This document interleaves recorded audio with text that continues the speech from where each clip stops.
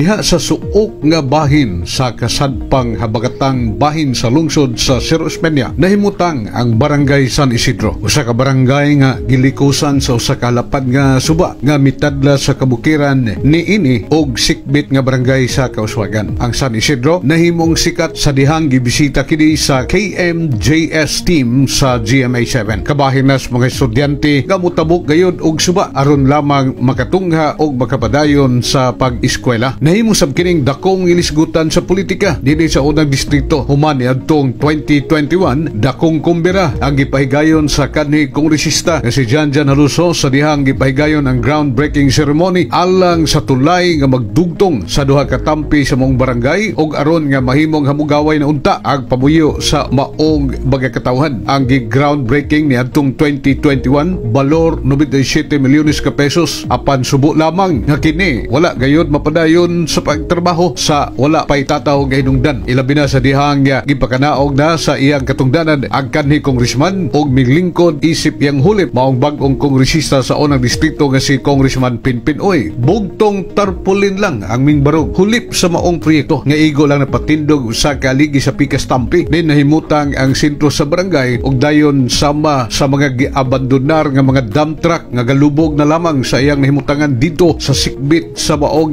project site. Wala na sa mag-irag pa ang konstruksyon niini. Butang nga nakapag-uol sa mga katawhan og nakahatag nilang kabalaka nga kini mahagbong na lamang sa wala. Ang mga katawhan dito kini manukad og sakay gakit nga gibitad-bitad sa mga ubos nga bahin patabok sa halapad nga suba. Gani bisan mga motorsiklo ay karga kini sa gakit. Ingon niini ang matag-adlaw nga sitwasyon sa mga barangay tungod sa kakulangon sa usa ka permanente nga tulay. Bago lamang human masuta ni Congressman Pinpin Oy sa unang distrito na kining maong tulay na pasagda na og way kasiguruhan ang kahumanan. Nagpahigayon din kini og tukmang representasyon sa uluhang buhatan sa Department of Public Works and Highways aron nga kini sa labing madali matarbaho og mahatagan pagayud kinig kahumanan. Mao nga sa atong pagbisita dito ato nakita ang subsob nga trabaho sa maong nga proyekto. Sa ato nakita na pabarog na ang ikaduhang haligi og kasamtangan nga gipalubngan kinig mga pilote alang sa katulong haligi. Sa atong tan-aw sa sibot nga trabaho sa mga tarbante ayan dili layo nga sa wala pay tuig mahatagan na gid kini og katumanan ang maong tulay nga gipaabot kaayo sa mga katawhan didto. Busa man gani usa ka mulupyo nga sud sa dugay nga panahon nagtabok-tabok lamang ubog lamang kini sa suba aron nga makailig sa sentro og tabok balik baka sa Pikas Tampi anto sa kabugnaw sa tubig sa panahon sa ulan og kabalaka pagayod sa hulga sa baha. Aga karon mipadayag na sa iyang kalipay dili lamang siyang kaugalingon suba pa niya kundili silang tanan nga mga mulupyo sa ilang barangay ang mapasalamaton karon ni Congressman Pinpin Oy sa maunyang hinanaling aksyon nga mo'y nagmando sa tukmang pagpatarbaho dini sigon sa iyang representasyon didto na sa kalihim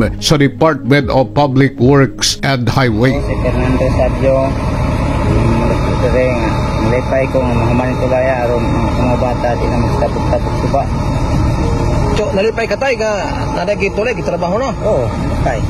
Oo, so i-take up ora kami tanan dire. Oo. So, safe na niya ang mga bata nga mutabok tayo labi na mo eskwela. Oo, dili na magtabog suba. Oo, dili na mabahaan. Oo. So, sa mga ikasulti, labi na ni Congressman Pinpin Oy nga naling kamot ani nga ma-realize ang tulaya. Salamat.